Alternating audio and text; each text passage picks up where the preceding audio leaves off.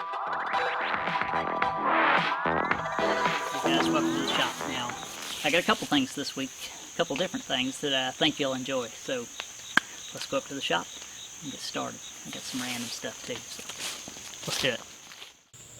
Alright guys, now today we're going to be finishing up, hopefully, we'll see how far we get, our adapter for our small stones on the cutter grinder for holding the small stones. We still got to cut the thread and grind the taper. So we're going to be doing that. And I've also got a little repair here that was sent to me a while back that I've put off doing, and I think it's time to address it. It's a pretty neat little piece.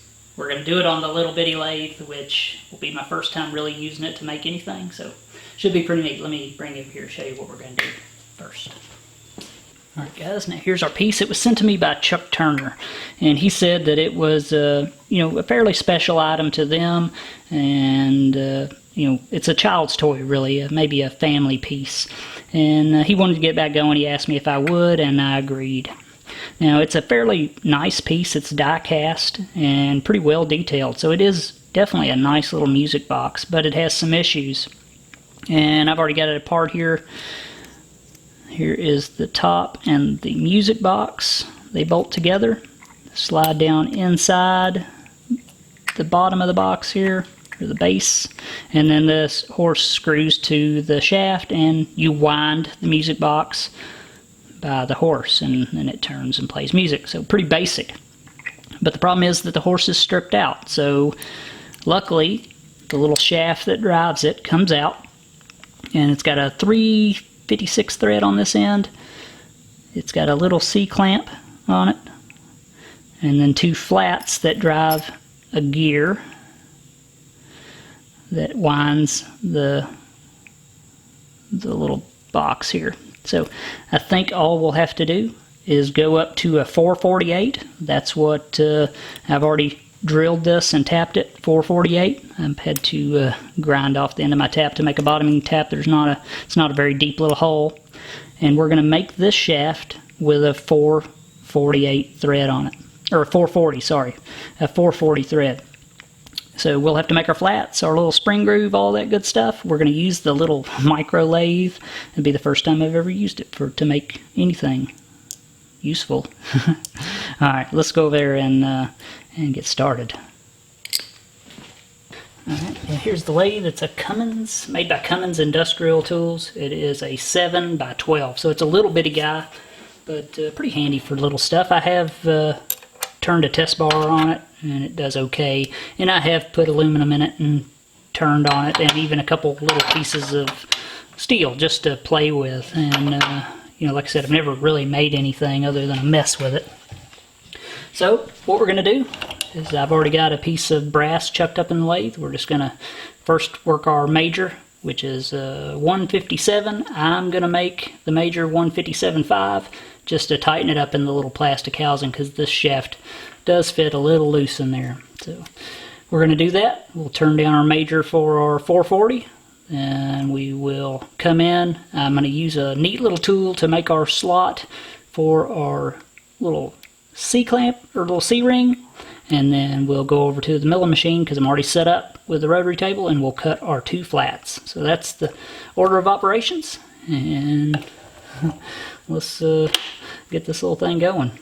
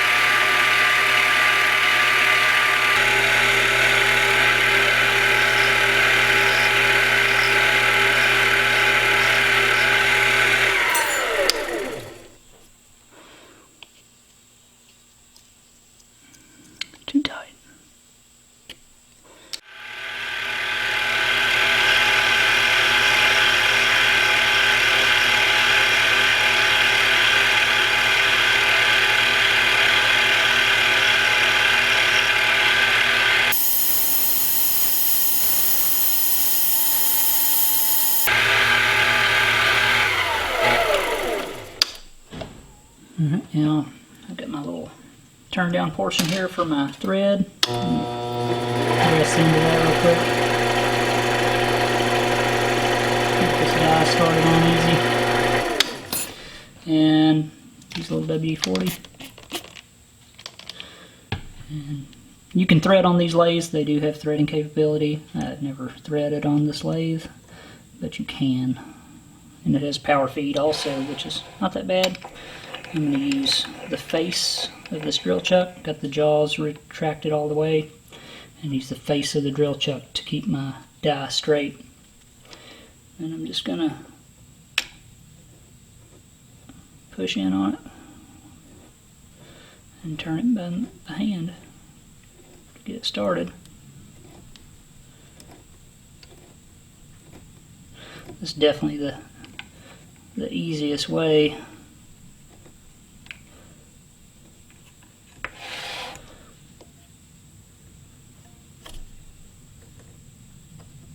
I don't have a wrench to hold these little dies. I'll run it all the way up on there until it hits the shoulder.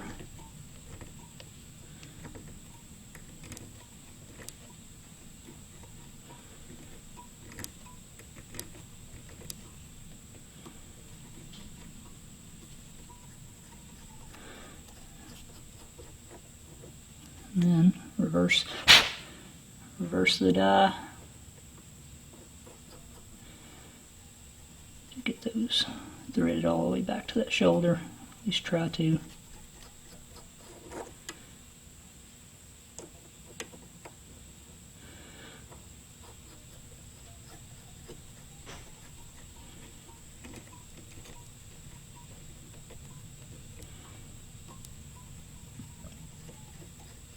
That's it. Pretty basic. And that makes a really nice thread. Alright, so I'm going to be using these little Brown and Sharp 835. They're hermaphrodite calipers. And I'm just going to use those to rest off the shoulder with this side here and then scribe my line here. You know, they're just a neat tool to use. They're not necessarily exacting, but they're pretty handy for rough layout. And I showed them in my last video, and I use them quite often. I don't often show them, but I do use them.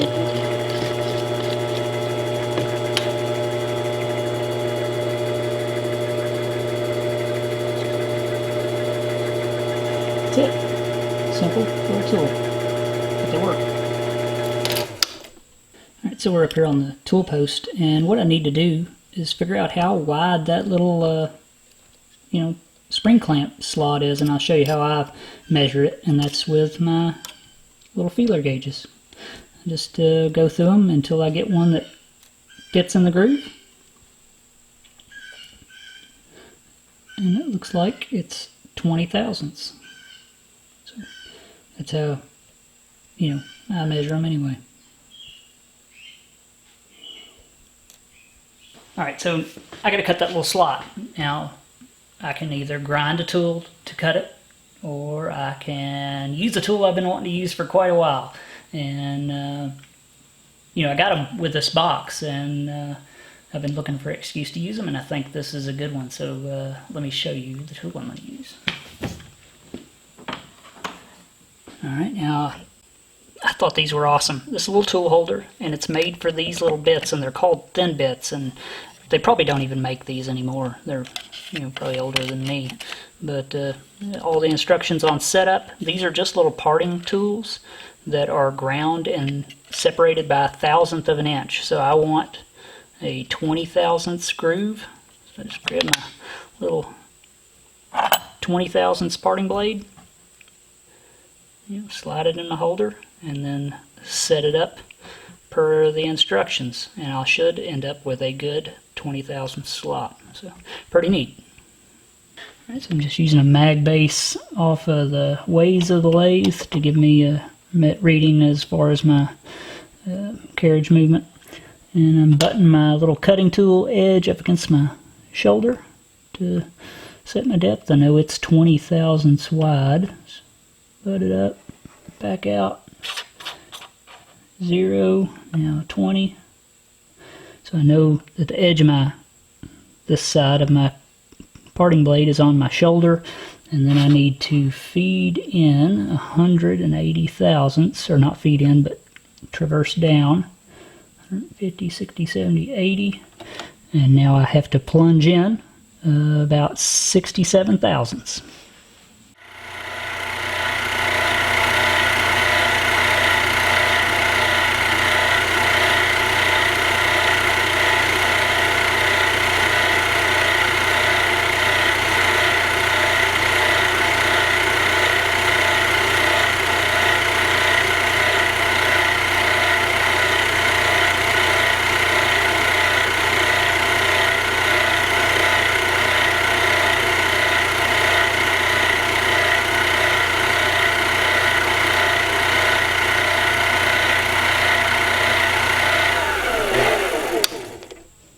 There we go. Well, I have pulled the part out of the lathe, pulled it out of the lathe, took it to the saw, cut it, and flipped it. And now all we got to do is basic machine and just turn down this little back feature. Then I'll take you over to the milling machine and we'll cut our 2 little flats on here to engage with our gear. But let me give you my, brief opinion on this little lathe. And this will be in the first part that I've really ever made on it, trying to hit any numbers. It's pretty decent for, brass and aluminum, I would say. I did try a piece of steel a while back, and I know that it shattered horribly if I tried to take, anything over a couple thousandths cut. But there are upgrades that people do on the spindles of these to make them more rigid and take out all the slop in them. I think they just have roller bearings in them from the factory, which is not great for a spindle.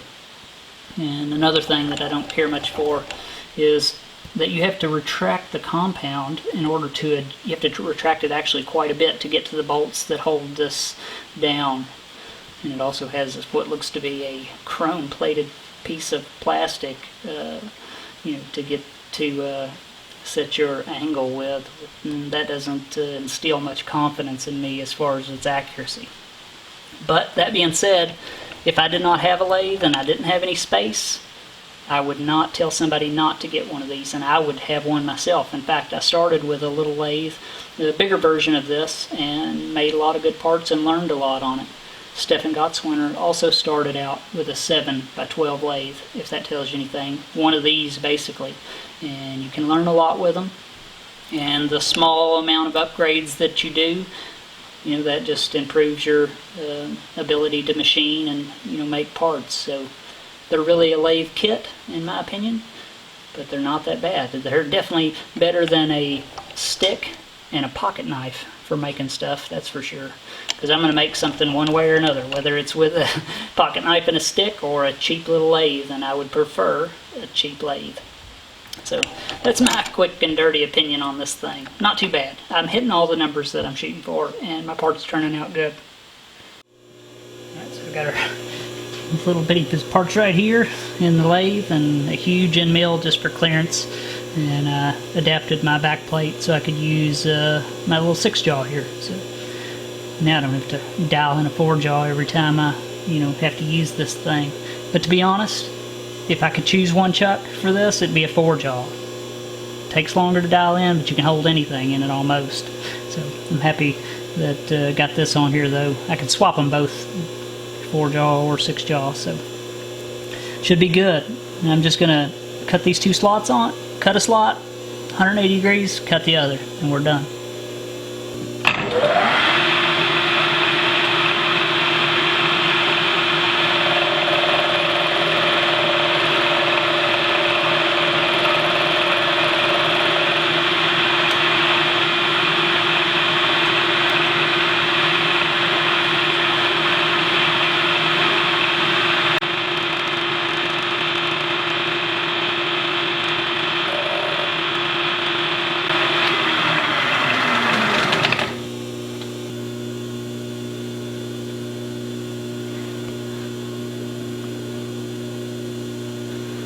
Yep, I think that should be just fine.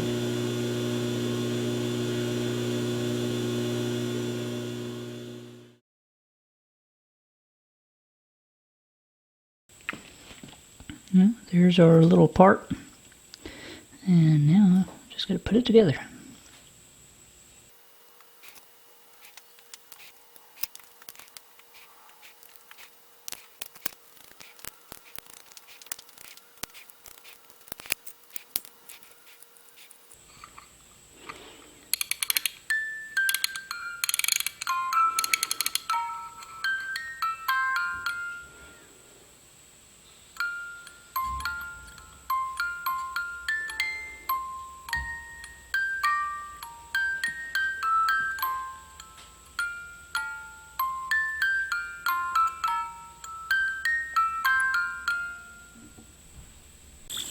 Go ahead and get started.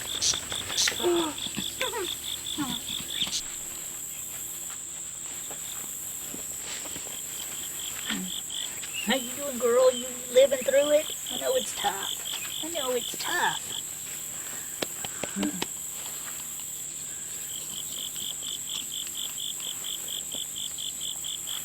You just giving up on trying to get away. Look, I know I can. Get inside. Your ears and stuff. Hey, lay down.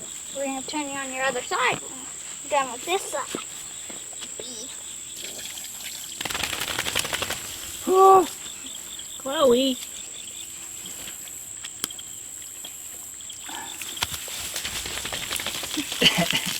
Good enough.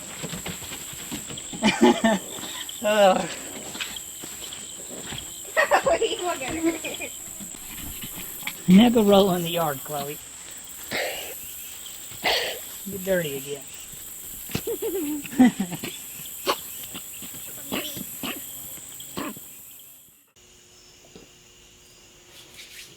Well, I guess it's time to thread our ID grinding spindle for the cutter grinder. And I've been over there at the cutter grinder trying to get set up to grind this taper, you know, turning the table and stuff, using my dial test indicator, and just trying to get it all dialed in. I ran into a couple of problems, but I think it'll be okay. To be honest, I'm a little intimidated about it, but I think it'll turn out fine as long as I'm careful.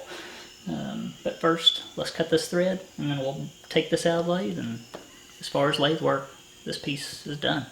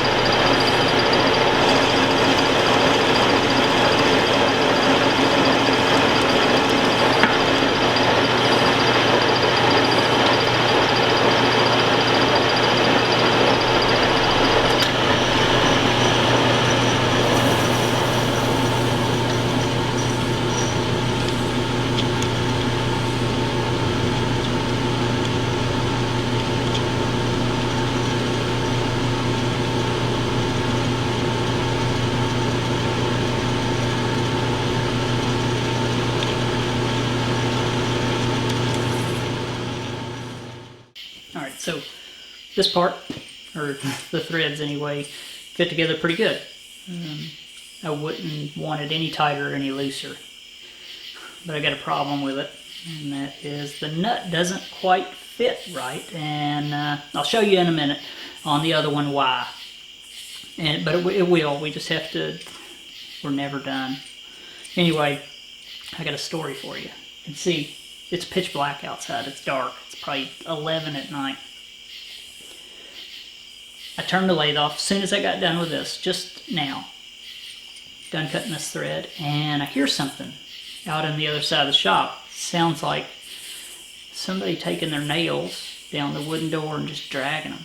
Weird sound, you know. I thought for sure that it was my wife or my kids sneaking out of here trying to scare me, because I scared my wife so good earlier. She squealed. Let me show you what I just seen. Alright, I just turned you 180 degrees. You're just looking out the other way of the shop now. And don't pay any attention to the mess. I'm moving stuff around. Anyway, I'm standing here. I'm hearing this sound, this dragging noise. It's just, you know, ever so often, just I'm shining my light. I always carry a pocket flashlight with me, and I'm shining it out here, right in front of the truck there.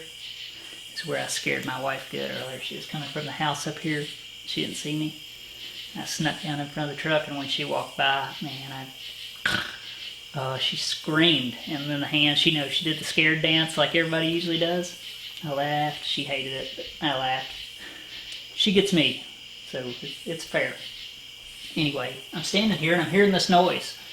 And I'm thinking, what in the world is that? And I'm shining, I'm looking for, you know, my wife or kids.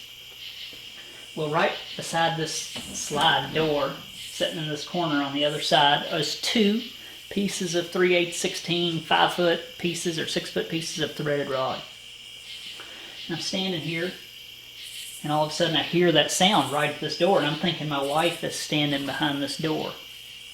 And all of a sudden, those 2 pieces of threaded rod fall and make all kinds of noise. It scared me. And then it was a snake. A snake was on those threaded rods. When it fell and then it took off, it was just a black snake. We have them around here. They're common. They're no harm to anybody. They're not poisonous or anything, and all they do is eat mice. So I was relieved to find that it wasn't Bigfoot or my wife or my kids. It was a snake. I like the snakes. They just eat the mice. I'm fine with that. Rather have a snake than a mouse. Alright, so here's the problem that I was telling you about before I got interrupted by a snake. And here's the original and the one that I'm making.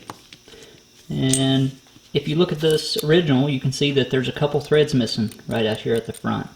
Well, I thought that was just a mistake. Somebody had, cross-threaded the nut and then, ground a couple threads away. Because originally the thread was ground. You can see how the thread just terminates there.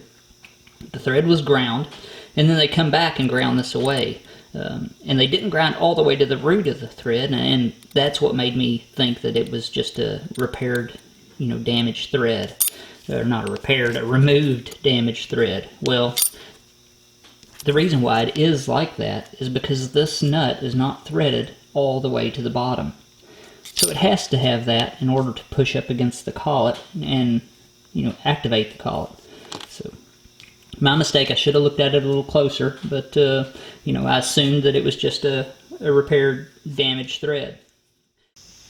Alright, so I'm getting set up to grind this taper, and all I did originally to get it to match the original was used my graduated scale on the side of the table to get it to round 1/2 inch per foot, which is the Brown and Sharp taper number 5. And then I put the original inside a collet chuck and got it running 0.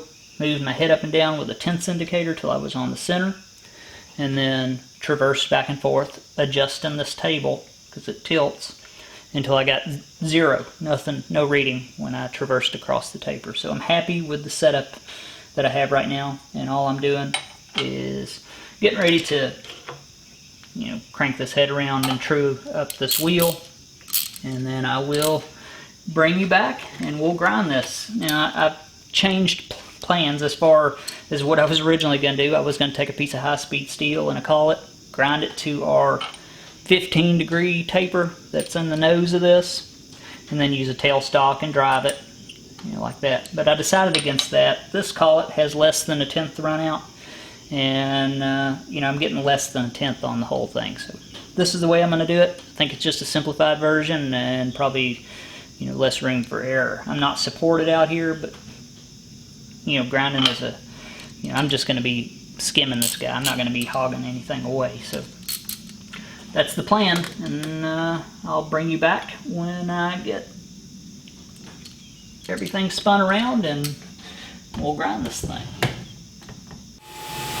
Just grinding a not so quick test arbor. It hadn't taken too long. I'll grind this, put it in the spindle, see if it fits, and make the adjustments I need to make.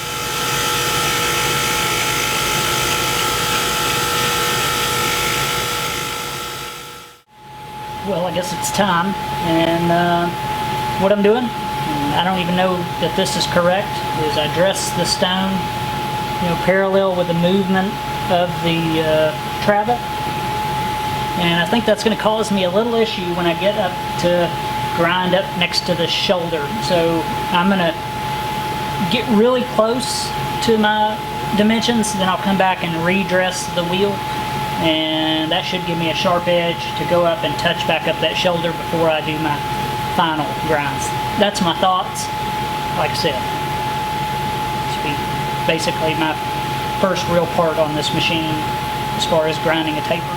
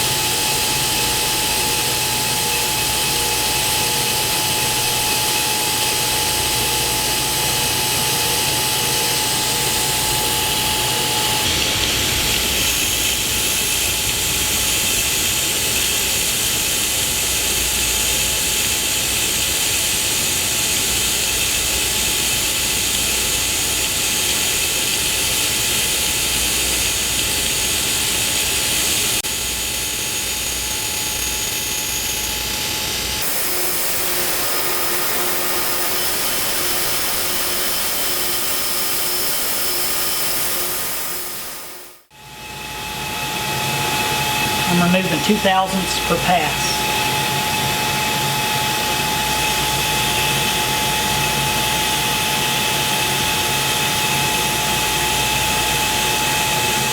Two-thousandths off the diameter.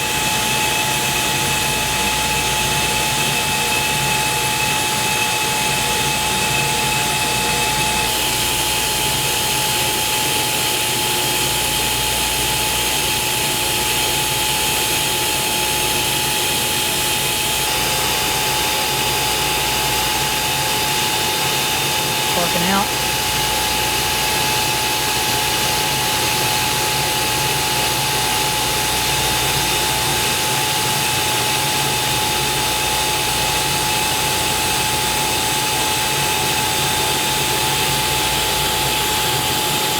That's it. Let's get a look at it. Alright.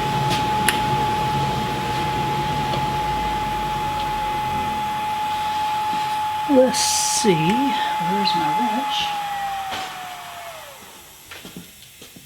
And I still got to grind the flats on this and to grind away those first couple threads. And that looks so good. I am very happy with that. Only if it works, it'll be a bonus. Let's go over to the bench and get a closer look at this finish. I think that looks pretty good. I mean, that's about as good as I could have hoped for, to be honest, as far as finish. That's no polishing, no nothing. That's straight off the grinder. And, I'm looking at it at angles and stuff, looking for the, fish scale and stuff. Well, they're not much. Let's just say that. It looks pretty good. I'm actually surprised I got that good of a finish on this, this material. So now I'm going to turn this around in the grinder and grind off those first couple threads so the nut will work.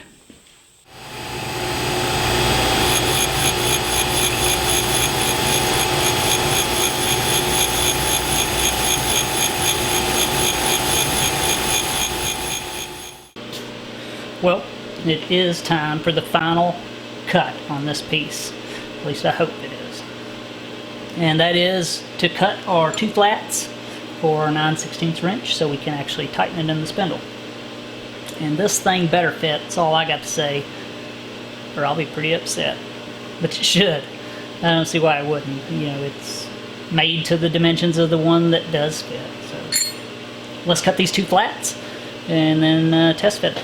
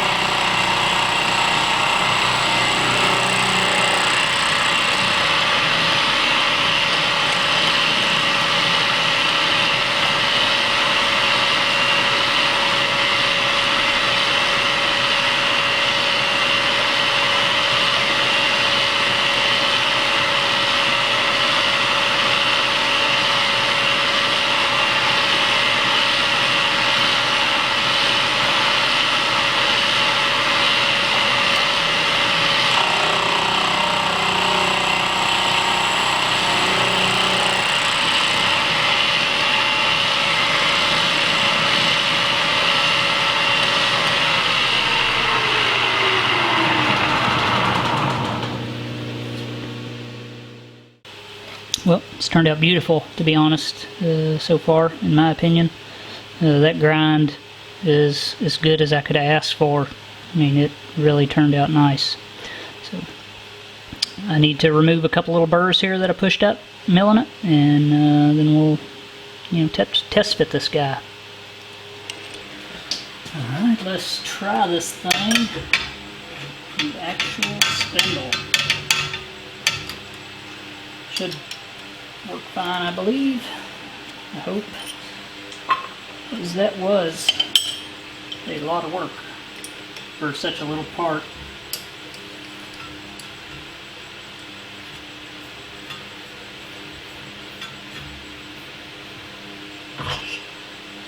See how that fits together?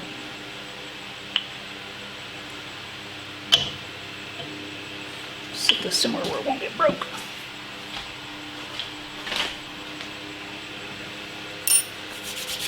Alright, let me grab a rag and clean that out. Alright, so I blued this up, put it in the spindle, and just test fit it, because the practice piece that I made, I didn't have any threads on it, so I couldn't really draw it into the spindle, you know, any bit hard. So I'm pretty happy with the contact. It could be better. I wish it was a little farther out, but, you know, I think this will work just fine. Let me bring in and show you this. Then we'll put this in the spindle and check the run out. And the snake that I seen, it was actually last night for me, left me a little present, and I want to show you that also. So let's look at this first. Can you see that? Pretty good contact between here and here. But I was hoping it would be a little farther out towards the end of the spindle, but actually, you know, that's pretty good for, you know, a contact area. I didn't expect it to actually be that good. So I'm going to put this in here, and then we will check the run out on it. Alright, so I've got my 10th indicator sitting on the 15-degree taper. And we've got about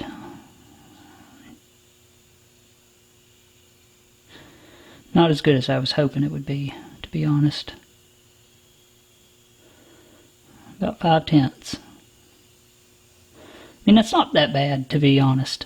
It could have been a lot worse. I was hoping for less than that, but to be honest, I'm probably lucky to have got that.